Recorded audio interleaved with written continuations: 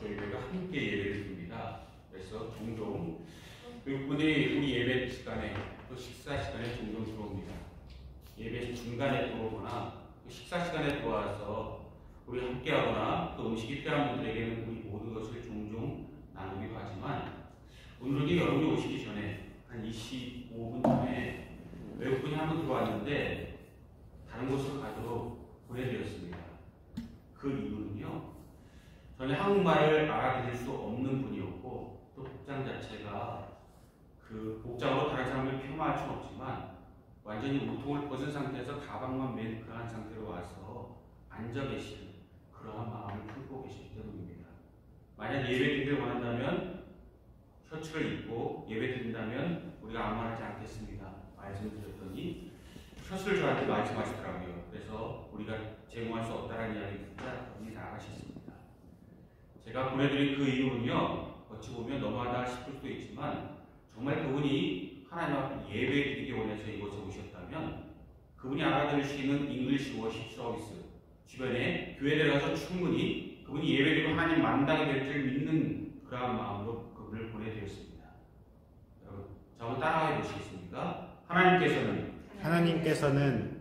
열망하지 않는 자에게 역사하지 않으신다. 여러분, 저는 그분을 보면서 제 자신을 한번 돌아보았습니다. 그리고 우리 자신을 돌아볼 수 있기 바랍니다. 정말 우리가 하나님을 열망합니까? 하나님께서 우리에게 역사하시도록 우리를 허락하고 늘 우리가 말씀드린 대로 하나님 앞에 우리 마음을 열고 하나님께서 역사하도록 우리 모든 것을 드리고 준비된 마음으로 이곳에 우리가 서고 이곳에서 예배드리는지 다시 한번 돌아보시기 바랍니다. 예배를 위해서 목회자가 충분히 준비해야 되는 것은 당연지사입니다. 그러나 여러분들도 함께 준비하셔야 한다는 것입니다. 여러분, 준비하지 않은 상태로 교회에 오실 수 있지만 준비하지 않은 상태로 습관이 되어서 이곳에 오기 시작하면 저의 말에 또 다른 어떤 것에 휘둘릴 수 있는 우리가 세 가지에 늘 경계해야 될 대상이 세상과 우리 자신과 세상의 모든 영적 사업을 이끄는 사탄의 그런 모든 우리의 적이 있는데 이 모든 것에 우리가 휘둘리기 쉽다는 것입니다. 여러분, 더욱더 열정을 가지고 열심을 가지고 하나님을 갈망하는 마음으로 주님의 전에 나와서 주님께서 마음껏 여러분이 역사하시는 그 은혜를 진정으로 만나고 그 능력으로 살아가실 수 있기를 주님의 이름으로 축복드립니다. 우리 오늘 여호수아서 4장 말씀을 다시 한번 보게 되는 이유는 오늘 이 모든 것에서 방점을 찍고 다음 단계로 다음 주에 우리가 넘어가기 위해서입니다.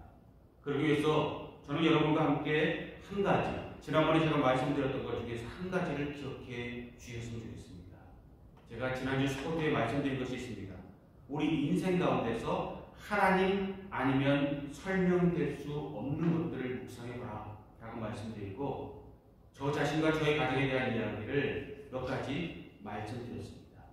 오늘이 마지막이다 라는 그러한 마음을 가지고 눈을 감고 1분만 정말 여러분 삶 가운데 하나님 아니면 설명될 수 없는 그런 것들을 묵상해 보시기 바랍니다. 하나님 아니면 설명될 수 있는 것이 내 안에 어디 아직도 존재하고 내가 그것을 과연 기억하고 있는지 그렇지 못한지 우리 자신을 한번 돌아보는 그런 시간을 갖게 합니다. 눈을 감고 다시 한번 내 자신 안에 하나님 아니면 설명될 수 없는 것이 내게 여전히 존재하고 그것이 나에게 기념비가 되고 있는지 묵상해 보십시오.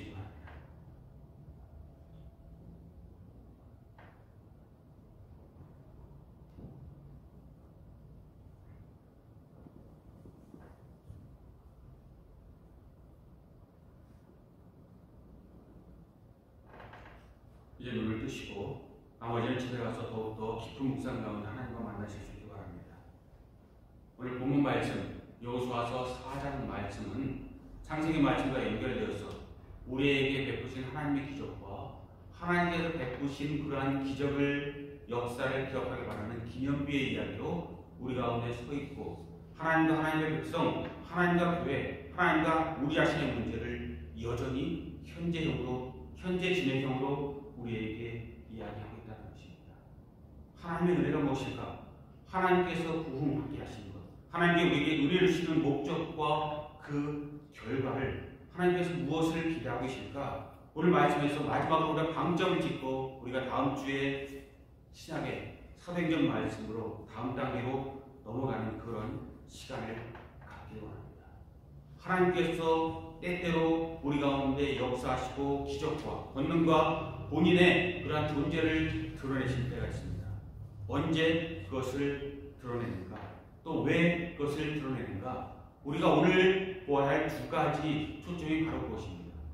첫 번째, 왜 하나님께서 본인의 존재를 때때로 세상 가운데 역사 가운데 드러내는가? 우리가 이것을 우리가 첫 번째 기억할 필요가 있고요. 그것은 두 가지로 나누어 볼 수 있다는 것입니다.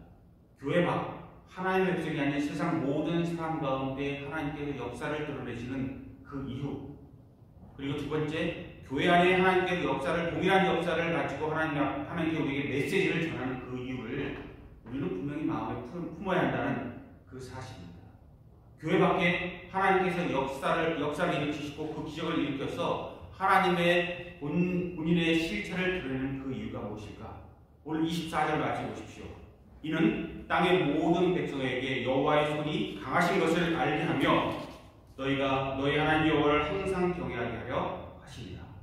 상반절은 무엇이라고 되어 있습니까? 이는 땅의 모든 백성에게 여호와의 손이 강하신 것을 알게 하며. 여러분 다시 한번 따라해 보시겠습니까? 하나님께서는 세상에 늘 존재감을 가지신다. 세상에 늘 존재감을 가지신다. 우리가 본인이 흔히 다른 사람과 이야기할 때 섭섭할 때 이야기하지 않습니까? 자녀를 향해서나 다른 사람을 향해서나 나는 존재감이 없는 것 같아. 나는 그림자 같아. 나는 헛개미 같고 나는 아무것도 아니야 라고 이야기할 때가 있고, 그 이야기의 반증은요, 우리 마음의 본심은 나는 누구에게든지 무엇에게든지 존재감을 갖기를 원한다 라는 그러한 우리의 마음의 솔직한, 오히려 반어적인 표현이라고 볼 수가 있습니다. 여러분, 하나님께서 우리 세상 가운데 존재감을 가지신다는 그 사실을 잊어버리지 않으시기 바랍니다. 하나님께서 우리에게 이 길갈의 기념비를 세운 것도요, 1차적으로는 온 세상 가운데 하나님이 하나님의 백성들과 함께한다는 그 모든 것을 세상 모든 사람들이 알게 하기 위해서라고 하나님께서 여호수아를 통해서 우리와 이스라엘 백성들에게 지금도 교회들에게 이야기해 계시고요, 성령을 통해 우리에게 말씀하신다는 그 사실을 저 여러분 기억하셔야 된다는 것입니다. 하나님은 알려주기를 원하십니다. 하나님 누구신지, 하나님이 어떠한 존재인지, 하나님과 세상이 어떤 관계이고 하나님과 하나님의 백성과 하나님과 교회 밖의 모든 관계에서 어떤 관계인지를 하나님께서 알려주기를 원하시고 하나님께 존재감을 드러내기 원한다는 것입니다. 하나님께서 굳이 구체적으로 역사적인 어떤 사건과 인물과 또 교회와 가정과 우리 하시는 모든 체험을 통해서 본인의 존재감을 드러내실 때 그것을 거부하고 그것을 잊어버리고 그것에 대해서 반감을 가지고 또 그것에 대해서 별거 아닐 거야 라는 그냥 스쳐 지나가는 하나님께 우리에게 주신 가장 큰 기회, 어쩌면 사도 바울이 다메섹에서 예수 그리스도를 만나서 그의 인생이 통째로 바뀌어버린 그 순간을 잃어버리지 않는 하나님의 거룩한 사람들과 마지막 때 하나님께 찾으시는 그 하나님의 진실한 성도, 또 하나님께 쓰시는 그런 하나님의 사람들 되실 수 있기 바랍니다. 그러므로 하나님의 모든 역사가 교회 내에서 우리에게 주는 두 가지 그런 역사와 우리에게 오늘 이 말씀을 통해서 분명히 말씀하시고 우리에게 답을 얻기 원하시는 두 가지를 저 여러분은 분명히 만나시기 원합니다. 하나님 교회 밖에서도 존재감을 가지고 존재감을 알리시기 원하지만 그와 동일하게 교회 내에서도 우리에게 본인의 존재감을 드러내길 원하신다는 것입니다. 21절 말씀 보십시오. 이스라엘 자손들에게 말하여 이르되. 24절은 땅의 모든 백성에게 이르되라고 말씀하시지만 근본적으로 오늘 말씀의 출발점은요, 이스라엘 자손들에게 말하여 이르되 내 택한 백성, 내 아들과 딸, 내 사람들, 나와 영원히 함께할 그들에게 내 모습을 알리겠다는 하나님의 분명한 의도와 하나님의 목적이, 하나님의 진실이, 하나님의 진리가 그 가운데 들어져 있다는 것입니다.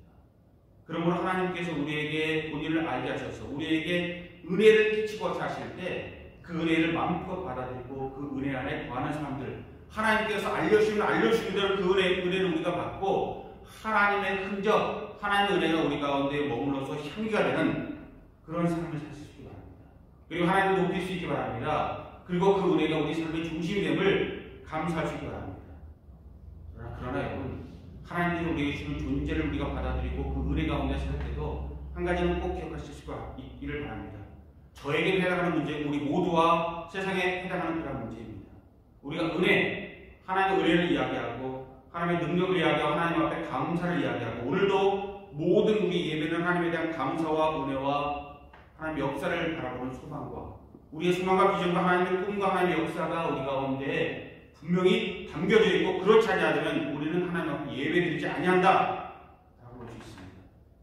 그러나 은혜가 우리에게 길게 지속되는 경우와 길게 지속되지 못하는 그런 경우를 여러분 다시 한번 저와 여러분이 마음에 새겨보시기 바랍니다. 우리가 은혜 받았어 라는 그러한 이야기를 지금 이곳에 계신 한 분 한 분 모두가 다 우리가 고백할 수 있다고 믿습니다. 왜냐하면 우리 하나님께서 선택하신 하나님의 백성이고 하나님의 관심권 안에 있어서 분명히 우리가 이토록 하나님을 의지하고 하나님을 함께 결하고 예배드리고 하려면 하나님의 존재와 우리는 분명히 만났어야 될 사람이고 하나님께서 우리 모두에게 은혜 주신 분이라는 것은 확실한 사실입니다. 그런데 은혜가 오래 지속되는 그런 경우도 있고 짧게 끝나는 그런 경우도 있다는 것을 여러분 아실 때 왜 그러한가를 하나님 편에서 아니라 우리 편에서 다시 한번 찾아보시기 바랍니다. 왜일까? 우리가 그토록 하나님의 은혜를 간절히 바라서 때때로는 부흥의 자리에, 때때로는 체험의 자리에, 또 때때로는 체험의 교회에, 또 하나님의 성령의 역사를 하는 모든 것에 우리가 온몸과 마음을 바쳐 시간과 우리 모든 인생을 바쳐 참여하고 그것을 쫓아다니고 그 은혜가 우리에게 지속될 수 있도록 몸부림치는데 왜 그 은혜가 우리에게 오래 지속될 경우가 있고 그렇지 아니할 경우가 있는가 돌아볼 필요가 있다는 것입니다. 왜 그럴까? 왜 은혜 받았습니다라는 말이 우리에게 그냥 인사치레가 되고 우리에게 능력이 되어지 못하고 은혜가 되어지 못할까? 그것은요 오늘 본문 말씀에서 또 하나님의 말씀과 우리 자신 안에서 다시 한번 분명히 답을 얻고 우리를 새롭게 하되 완전히 새롭게 하는 그런 결단이 오늘 우리에게 분명히 지금 이 자리 이곳에서 필요하다는 것입니다. 왜 은혜가 오래 지속되지 못하고 하나님의 역사가 우리가 다음 주에 보게 될 사도행전의 오순절의 그 권능이 우리 가운데 계속적으로 역사하지 못할까? 그것은 바로 우리가 너무나도 잘 알고 우리가 고백하지 않지만 너나 나나 마음에 찔림을 받는 모든 은혜의 주체가 하나님의 영광이 아니고 우리 자신이기 때문입니다.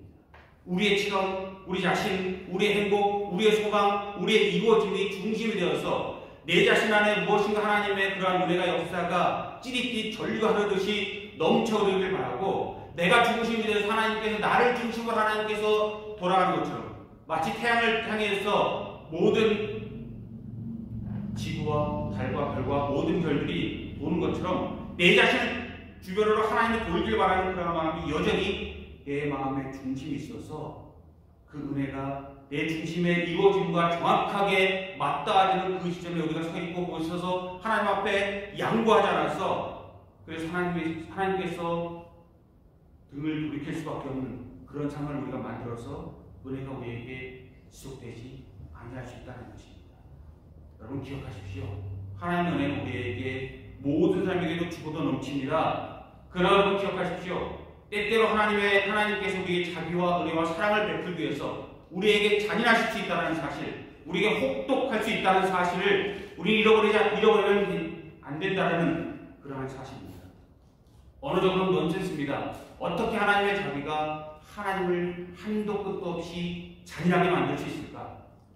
가난 7족속을 멸절하게 하고 동물까지 살아있는 모든 생명체까지 없애게 하는 그 믿지 않는 사람들이 말하는 그러한 최고의 잔인함까지 하나님께서 도달할 수 있고 하나님의 백성들은 우리에게까지 때때로 모세까지 치료가실 수 있을까? 그것을 우리는 다시 한번 신중하게 마음에서 받아보실 필요가 있다는 것입니다. 왜 하나님의 자비와 하나님의 잔인하신 동격을 이룰 수 있을까? 그것은 하나님께서 우리를 너무나도 사랑하시고 우리를 포기하지 않으시기 때문입니다. 우리를 고쳐서라도 쓰시고 싶은 우리는 우리의 모든 틀을 깨버리고 우리를 넘어뜨려서라도 하나님께서 우리가 함께하고 싶은 그런 하나님의 꺼지지 않는 갈망이 우리 가운데 있는 그 은혜가 우리에게 넘침으로, 하나님의 은혜가 넘쳐서 하나님께 견딜 수 없으므로 우리에게 한없이 때때로 잔인할 수 있고, 우리에게 시험과 환난과 그리고 여러 가지 우리가 말하는 우리가 혹독한 모든 시련들, 눈물 골짜기와 죽음의 골짜기를 지나게 하는 그런 모습이 우리에게 충분히 가능하다는 사실. 그래서 부모가 자녀를 사랑할 때 자녀에게 혹독하게 자녀를 다룰 때가 있는 것처럼 하나님 모든 사랑이 우리에게 늘 햇빛으로만 다가오지 않고 폭풍으로 다가오는 그런 때가 있다는 사실을 여러분 기억하시고, 그 은혜 가운데 더욱더 폭풍 가운데서 하나님을 만나는, 오히려 하나님을 떠나는 그 시간에 더욱더 우리 하나님 앞에 더욱더 은혜를 받는 그런 역사를 오늘도 이루어가실 수 있기 바랍니다. 그리고 여러분, 우리 가운데 하나님을 바라볼 때 그분의 능력으로 더욱더 살아가기를 바라는 그런 모습으로 하나님 앞에 들어주시기 바랍니다. 하나님의 능력으로만 살겠다, 결단하고 흔들리지 않기 바랍니다. 여러분 마음속에 한번 생각해 보십시오. 하나님 이외에 내게 아무것도 남지 않는다면, 하나님 이외에 내게 옷 한 벌도 남지 않는다면, 그래도 여전히 나는 하나님을 섬길 수 있는가? 하나님과 함께 할 수 있는가? 나의 아내도, 나의 남편도, 나의 자식도, 나의 어떠한 것도 나에게 넘지 아니하고 멸치와 조롱과 그리고 모든 것이 내 가운데서 내게 등을 돌리고 오직 하나님 한 분만 남아있게 될지라도 나는 하나님과 함께 살 수 있는가? 하나님을 기뻐할 수 있고 그것이 내 모든 삶의 근본적인 목적이 될 수 있는가? 돌아보시기 바랍니다. 그럴 때가 돼야 우리가 하나님 앞에 아는 하나님의 지식이 아니라 하나님의 능력으로 사는 그러한 사람이라고 이야기할 수 있습니다. 사도 바울은 바로 이것을 선택해서 지식이 아닌 능력을 이야기하고 모든 능력으로 하나님의 말씀을 세상에게 나는 전하노라 이야기하고 있는 것을 볼 수가 있습니다. 고린도전서 2장 4절 5절에서 그는 이야기합니다. 다만 성령의 나타나심과 능력으로 하여 너희 믿음이 사람의 지혜에 있지 아니하고 다만 하나님의 능력에 있게 하려 하였느니라. 고린도 교회에게, 고린도 그 도시에 사도 바울이 말을 전할 때 그는 하나님의 능력으로만 전했다는 것입니다. 고린도가 어떤 땅인가? 모든 것이 풍족한 땅이고 지적으로도 최고 수준에 도달한 그런 땅입니다. 고린도에는 대학이 있고 지성들이 모여 있고 그곳에서 허튼 그러한 이 계략이나 얕은 지식은 통하지 않는 최상의 그런 곳이었습니다.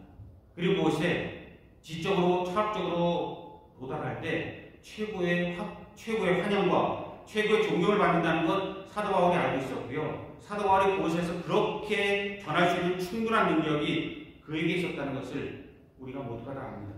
그는 최고 가문의 최고의 지성이고 최고의 그러한 능력으로 그 모든 사람들을 논쟁하고 함께하여 이길 수 있는 그 능력이 그에게 분명히 있었다는 것입니다.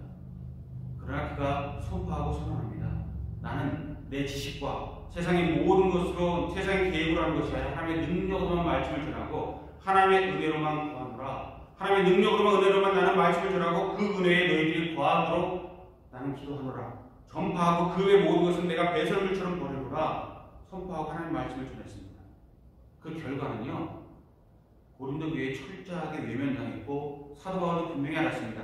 내가 이렇게 나아가면 이 사람들이 철저히 나를 조롱하고 나를 따르지 아니할 것, 내가 그들에게 있어서 아무것도 아닌 존재인, 존재감에 대해 제가 말씀드렸는데 헛개비 같은 그런 것, 그냥 모든 사람들에게 나그네와 이름 없는 자로 무명한 누구로 지날 것을 분명히 알았음에도 불구하고 그가 그렇게 전했다라는 그 이유는 하나님의 능력과 하나님의 은혜로 우리가 정말로 바라는 하나님의 역사 안에 살길 바라는 우리에게 주는 교훈이 되어야 할 것입니다. 우리가 철저히 하나님의 능력으로만, 우리가 철저히 벌거숭이가 되어도 하나님만을 선택하지 못하는 가장 근본적인 이유가 뭘까요? 여러 가지 우리가 이야기할 수 있지만 우리 가운데는 세상 가운데, 세상 사람 가운데, 그리고 누구에게인가 가운데 어떤 형태로든 사탄이나 세상이나 자신이나 사람들 가운데 두려움을 가지고 있기 때문입니다. 홀로 된다는 것에 대한 두려움, 홀로 되어서 더 이상 내 존재가 지워져서 그들에게 아무런 그런 모습도 보이지 못하는 그림자 인생이 되어지는 것에 대한, 홀로 왕따가 되어지는, 홀로 아무것도 아닌 사람이 되어지는 그러한 존재에 대한 그런 모든 두려움이 우리 가운데 있어서 하나님의 능력 가운데 우리가 살지 못하게 된다라고 이야기하는 그런 말씀을 여러분은 귀를 기울여서 한번 들어보시기 바랍니다. 하나님을 진정으로 의지하고 은혜 받을 때 우리가 시간과 공간과 사람의 모든 개념이 우리에게 사라진다는 말씀드린 것처럼 어떤 형태로든 하나님 외에 대해서 하나님 위에 어떤 것에도 우리가 두려워하지 않을 때 우리가 하나님의 사람들이 될 수 있다는 것을 기억하십시오. 그리고 그것을 하나님 우리에게 철저히 이야기하고 이스라엘 사람들이 거듭거듭 이야기했다는 것입니다. 이제 이스라엘이 요단강을 건너서 이제 가나안 땅으로 그들이 들어갈 때 그들의 눈앞에 설 것은 가나안 7족속입니다. 가나안 족속, 헷 족속, 히우 족속, 브리스 족속, 기르가스 족속, 아모리 족속, 여부스 족속. 그것을 여호수아서 3장 10절에서 분명히 하나하나 콕콕 집어서 가나안의 7족속을 이야기합니다. 그리고 이스라엘 그들이 누군지 압니다. 광야에서 정탐꾼을 보냈을 때 그들은 장대한 사람이고 이길 수 없는 전쟁의 신들 같은 사람이고 본인들은 그들과 비교하면 철저하게 무능력한 사람이고 그들에게 답이 되는 존재이고 그들에게 메뚜기 같은 존재라고 이야기해서 40일 정탐기간이 40년이 되어서 그들에 대해서 그들의 존재에 대해서 철저히 그들은 알고 있었다라는 것입니다.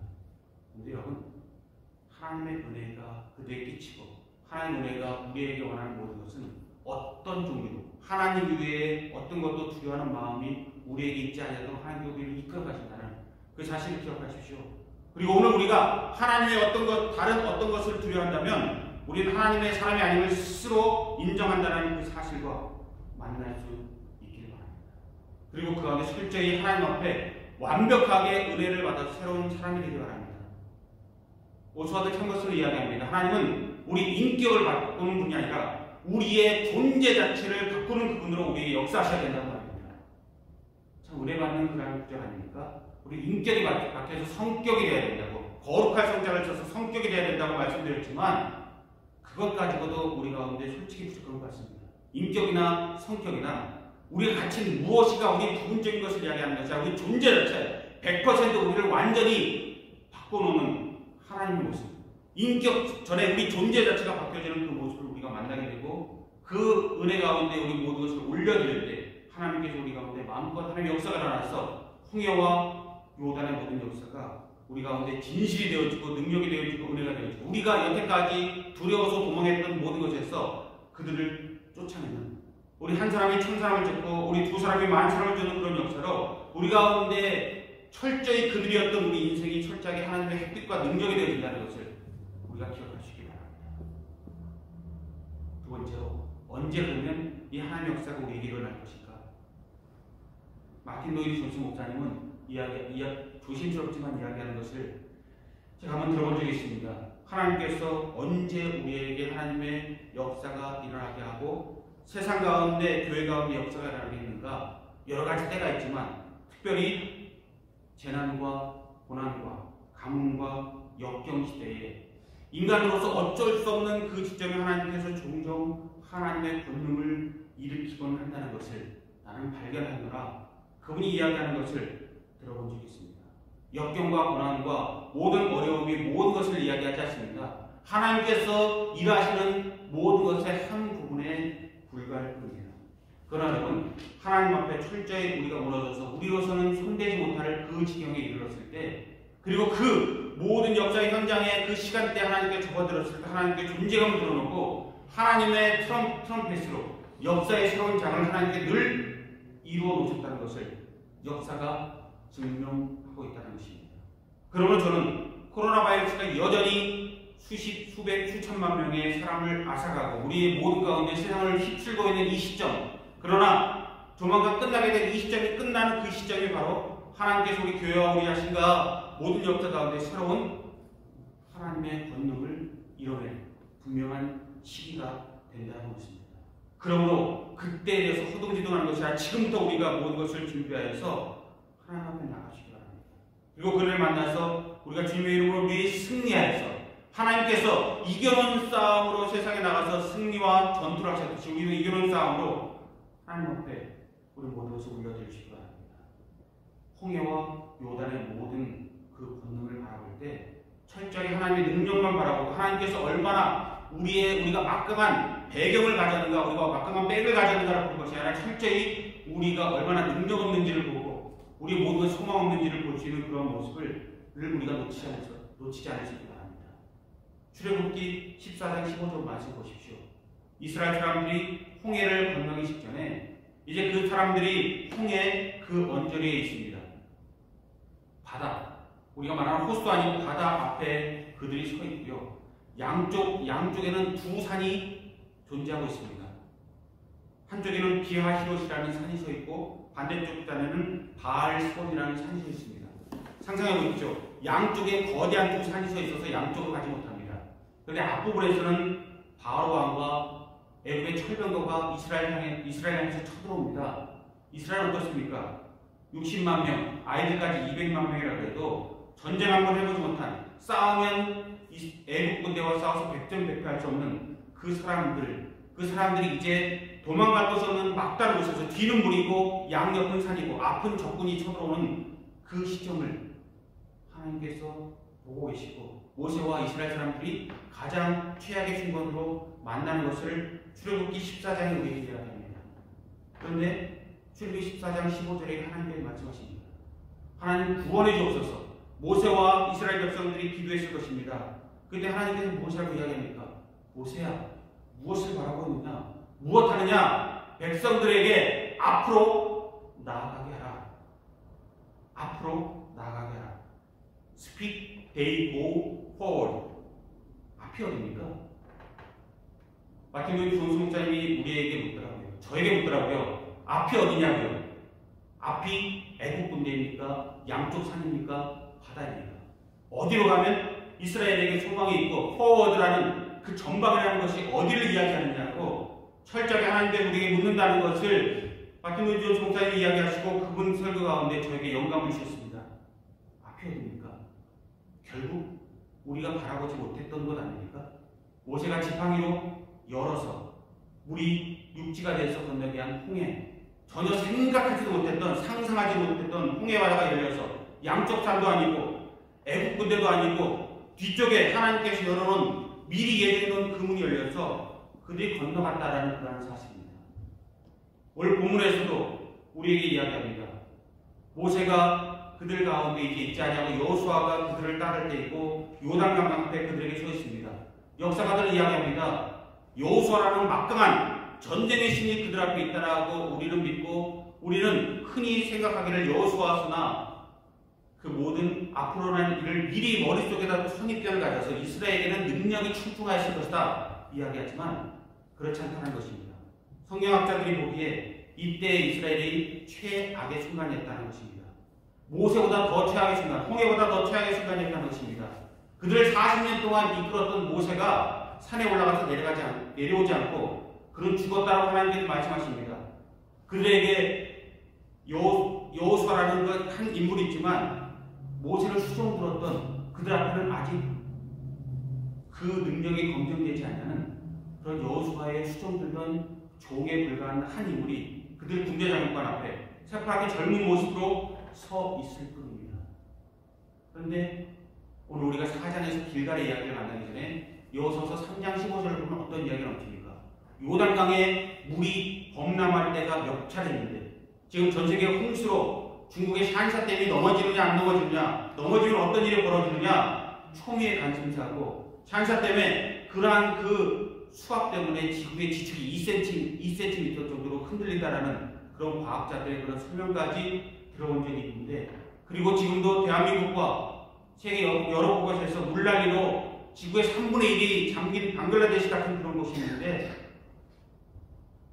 요단강에 그들이 서 있을 그 순간은요, 지도자도 없고 그들에게 여전히 1세대 모든 사람들이 아니라 2세대 거기서 살아난, 광야에서 살아난 그 사람들, 그 요단강을 넘어서 넘어갈 수 있는 사람은, 하나님의 은혜를 경험했던 사람은 여호수아와 갈렙 두 사람밖에 없는데 그 뒤에는 요단강도 그들에게 있어서 물이 범람해서 언덕에 넘칠 때였다고 여호수아서 3장 15절 이야기합니다. 3장 15절을 한번 보십시오. 곡식 거둘 시기에는 항상 언덕에 물이 넘치더라. 여호수아서 3장 15절에 말하는 최악의 순간입니다. 그때 하나님께서 어떻게 하십니까?